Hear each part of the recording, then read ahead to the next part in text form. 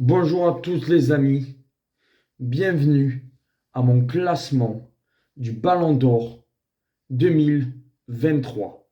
Il y a eu les 30 nominés, j'ai fait par trophée, stats, buts et nombre de passes. Et on va voir qui va être le Ballon d'Or 2023. Alors on va d'abord faire qui a le trophée Copa et qui a le trophée Yashin. Bon, pour le Ballon d'Or féminin, je n'ai pas trop suivi. Certes, il y a eu la Coupe du Monde, mais je n'ai pas suivi toute la saison côté féminin. Alors, je ne vais pas vous dire qui je vois comme Ballon d'Or féminin. Excusez-moi. Mais on est parti. Alors, pour le trophée Copa du meilleur jeune cette saison, pour moi, ça sera Bellingham qui sera le trophée Copa. Trophée Copa, Bellingham. Je pense qu'il a fait une excellente saison quand même là avec le Real Madrid, il marque but sur but. Pour moi, Bellingham sera le meilleur jeune avec le trophée Copa. Le trophée Yashin, pour moi, ça se joue entre trois personnes, Thibaut Courtois, Ederson et Emiliano Martinez, qui est bien sûr l'Argentin.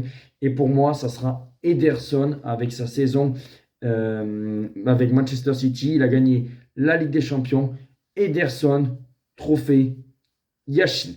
Et maintenant, ça y est, on est parti. J'ai mis le costume pour le Ballon d'Or 2023. On va faire d'abord, vous le verrez, le classement du 30 au 16, du 15 au 11, du 10 au 6, le cinquième, le quatrième, le troisième, le deuxième, et bien sûr, jusqu'au premier de ce Ballon d'Or 2023 qui va succéder à Karim Benzema. On commence en 30e position avec Onana qui a joué à l'Inter et à Manchester United, finaliste de la Ligue des Champions avec l'Inter, Coupe d'Italie, bon bien sûr 0 but, 0 passe décisive parce que c'est un gardien de but, voilà, en 30e position. En 29e position, il est jeune, il a encore l'avenir devant lui. Moussiala du Bayern de Munich. Il a juste gagné la Bundesliga. Il a marqué 12 buts, 12 passes décisives. Bon voilà, il a fait une bonne saison, mais pour moi, je ne le mettrai pas plus haut. Moussiala en 29e position. En 28e position, c'est un défenseur, Kim Min Jae ou Jae, ou je n'arrive pas trop à le prononcer. Il a joué à Naples et actuellement, il joue au Bayern de Munich. Il a juste gagné la Serie A, où ça fait plus de 30 ans que le Napoli n'avait pas gagné la Serie A. Il a marqué 2 buts et fait 2 passes décisives.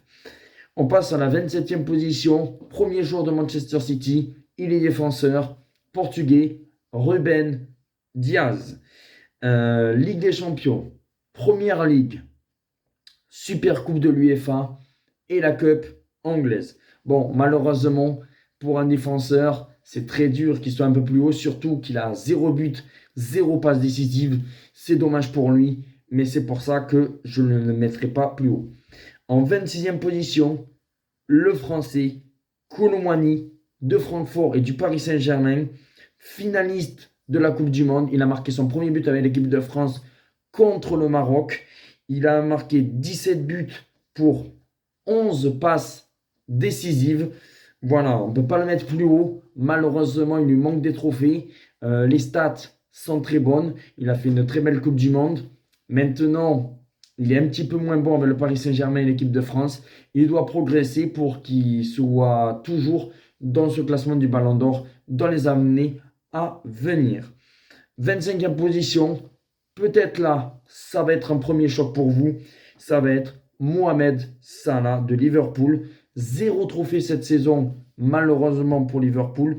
27 buts, 12 passes décisives, c'est quand même assez énorme. Il a fait une très belle saison sur le plan des passes et sur le plan de nombre de buts dans les stats. Il a fait une excellente saison, mais le manque de trophées fait qu'il ne peut pas être plus haut.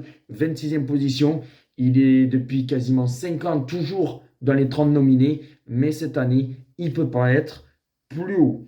En 24e position, Odegaard avec Arsenal. Il a gagné le Community Shield en début de saison. Il est à 15 buts, 8 passes décisives.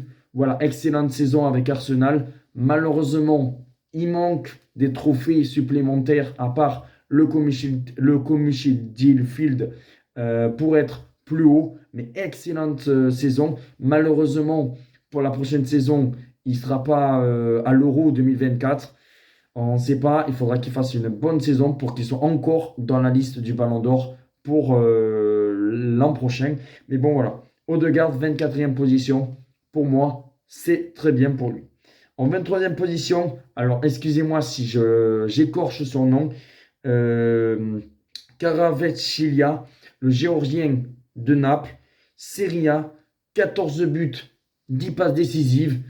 On ne peut pas le mettre plus haut. Je pense qu'en 23e, oui, en 23e position, peut-être j'ai dit 24e, mais en 23e position, pour moi, je ne peux pas le mettre plus haut. Voilà, il lui manque les trophées, même si ses stats sont très bonnes, 14 buts, 10 passes décisives, c'est pas mal pour lui, mais on ne peut pas le mettre plus haut. On passe en 22e position, le deuxième joueur d'Arsenal, il est anglais, Saka, le trophée Community Shield comme Odegaard. Il a marqué 15 buts, 11 passes décisives. Voilà, excellente saison. Il doit encore se renouveler. Il doit être encore faire une bonne saison avec Arsenal pour qu'il puisse aller plus haut dans ce ballon d'or. Mais voilà, première nomination, être 22e dans ce classement, c'est magnifique pour lui. On passe maintenant au 21e. C'est le gardien de but Bonu de Séville et d'Al Hilal parce qu'il est parti en Arabie Saoudite. Il est vainqueur de l'Europa League parce qu'il a gagné l'Europa League avec le FC Séville lors d'une séance de tir au but où il a arrêté 2 pénaltys de l'AS Roma. Il a été demi-finaliste de la Coupe du Monde avec le Maroc, surtout qu'en plus il a arrêté 3 pénaltys en huitième de finale contre l'Espagne. Alors c'est pas rien, il a fait une excellente Coupe du Monde, demi-finaliste. Bon, après bien sûr les stats pour un gardien de but, c'est très compliqué, c'est pour ça qu'il est 21e, 0 but, 0 passe décisive, mais c'est logique, c'est un gardien de but. On passe en 20e position, celui qui a le trophée Copa, c'est Bellingham. Il a joué à Dortmund, il joue actuellement au Real Madrid. Il lui manque ce trophée pour être plus haut. Parce que certes, avec Dortmund, il n'était pas loin du tout d'aller chercher la Bundesliga. Ça s'est joué lors de la dernière journée, alors que Dortmund a perdu. Malheureusement, il ne peut pas être plus haut, mais quand même, il a marqué 16 buts, 7 passes décisives. Pour moi, il est en 20e position. Il ne peut pas être plus haut, mais pour moi, dans les prochaines années, c'est un futur Ballon d'Or, Bellingham. En 19e position, alors lui, il a déjà eu le Ballon d'Or. C'était en 2018. C'est Luka Modric, Real Madrid. Il a juste la Copa del Rey et il a fini 3e de la Coupe du Monde avec la Croatie. 4 buts, 3 passes décisives. On ne peut pas le mettre plus haut. Certes, il a fait une bonne campagne aussi de Ligue des Champions avec le Real Madrid parce qu'ils sont allés en demi-finale. Mais voilà, il lui manque des trophées. C'est dommage pour lui. Après, on verra ce qu'il va faire à l'Euro avec la Croatie, s'il y est. Mais voilà, 19e position. Voilà, la carrure aussi du joueur, parce que bon, comme il a gagné un ballon d'or, on ne peut pas le mettre plus bas. Mais vu sa saison, on ne peut pas le mettre plus haut. C'est pour ça que Luka Modric, je le mets en 19e position. 18e position, peut-être que là, vous allez être étonné.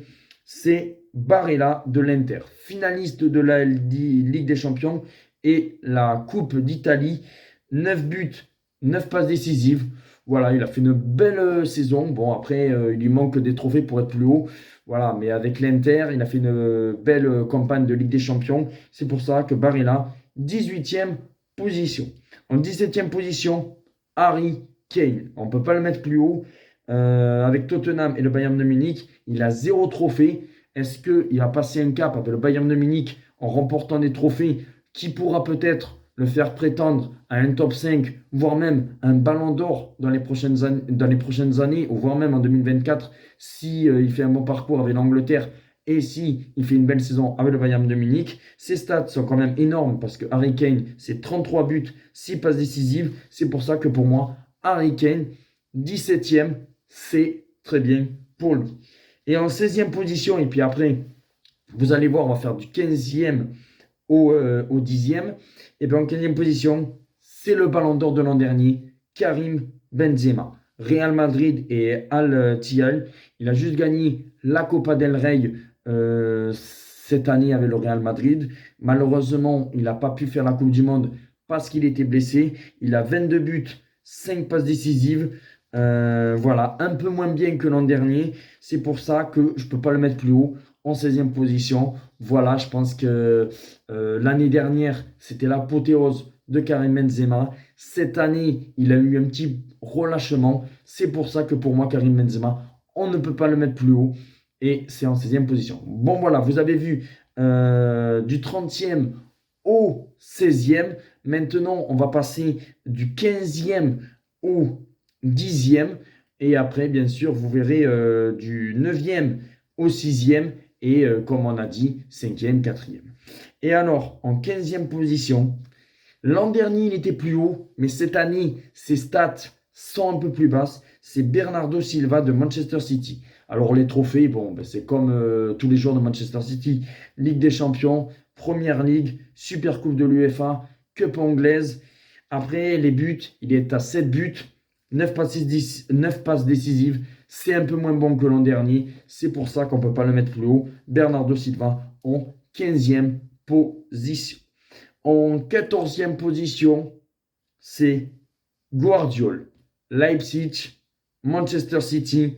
Alors lui, Coupe d'Allemagne avec Leipzig.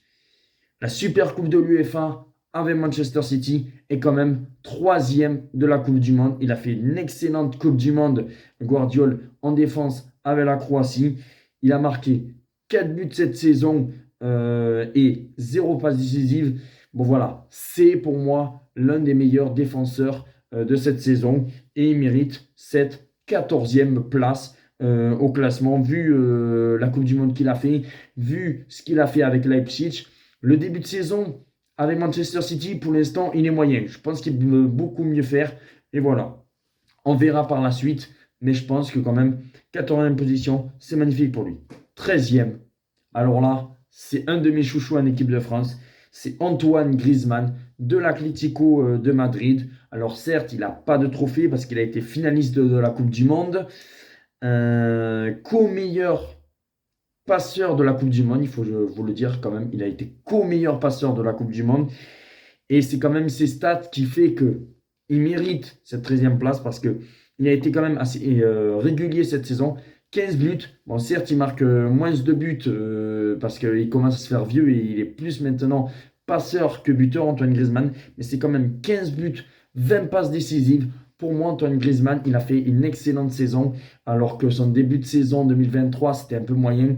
Mais après la Coupe du Monde et après, on s'est régalé à le voir jouer avec l'Atlético de Madrid.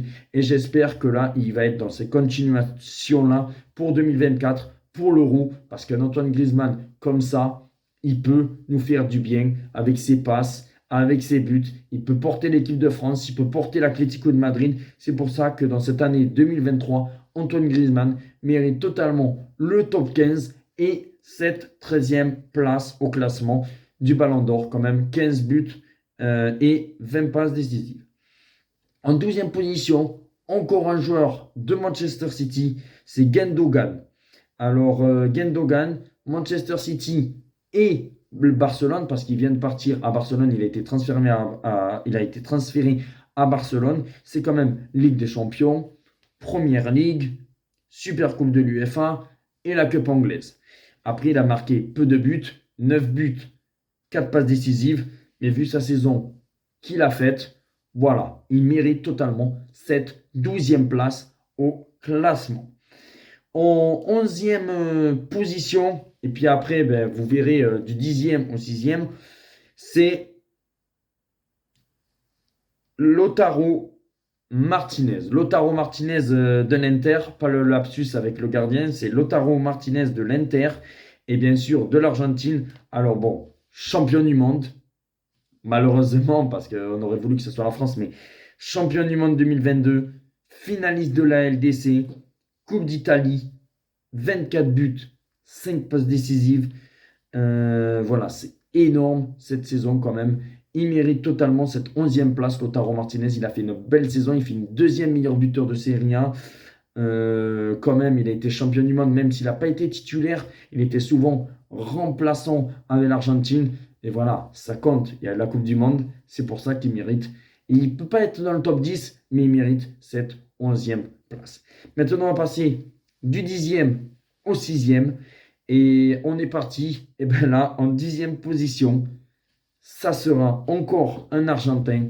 Et ça va être Alvarez de Manchester City, qui est champion du monde, qui a gagné la Ligue des Champions, qui a gagné la Première Ligue, qui a gagné la Super Coupe de l'UEFA, qui a gagné la Coupe anglaise, qui a marqué 16 buts, certes, 0 passe décisive, mais il a fait une excellente saison.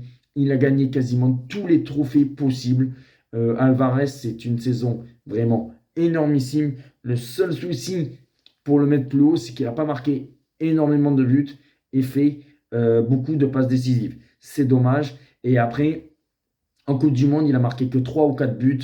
Voilà, mais il a fait quand même une excellente saison. C'est pour ça que quand même, il mérite cette 10e place.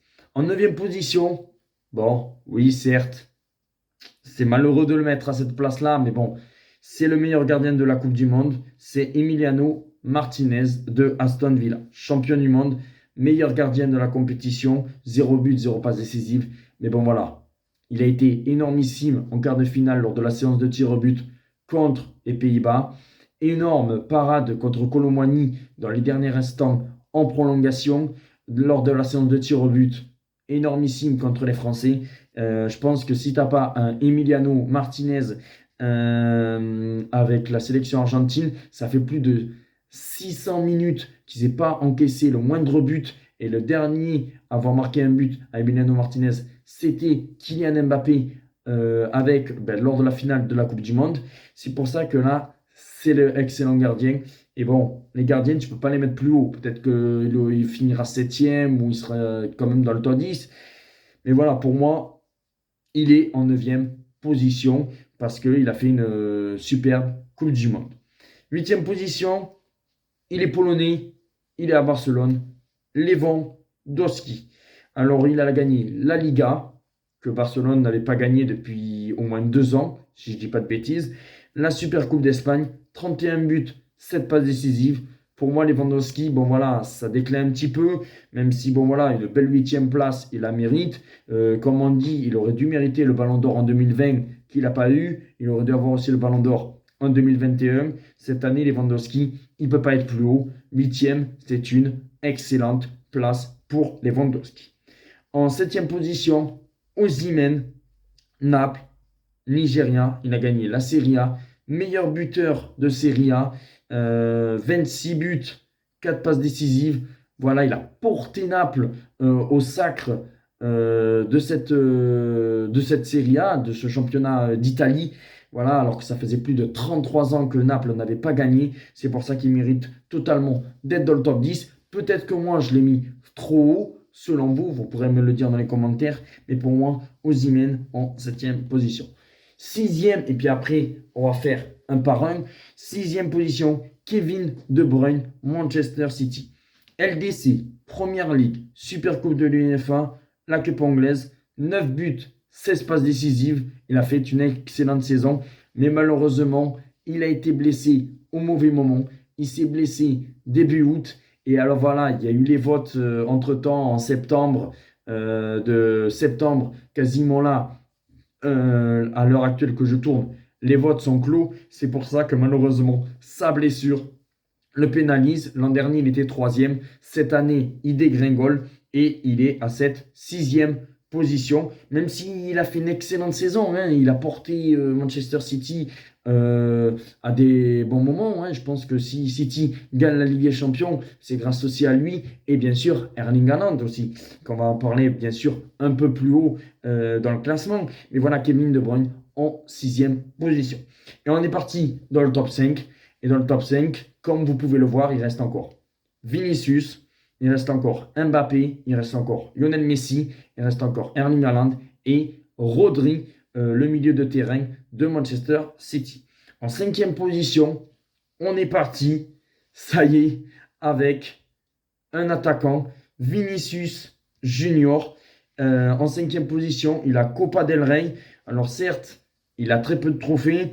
Certes, peut-être qu'il sera plus bas au classement parce que on sait que les trophées ça compte et les buts, mais quand même 17 buts, 17 passes décisives cette saison. Il a été régulier en nombre de buts, régulier en nombre de passes. Il a porté le Real Madrid en huitième de finale où il marque des buts, en quart de finale où il marque des buts.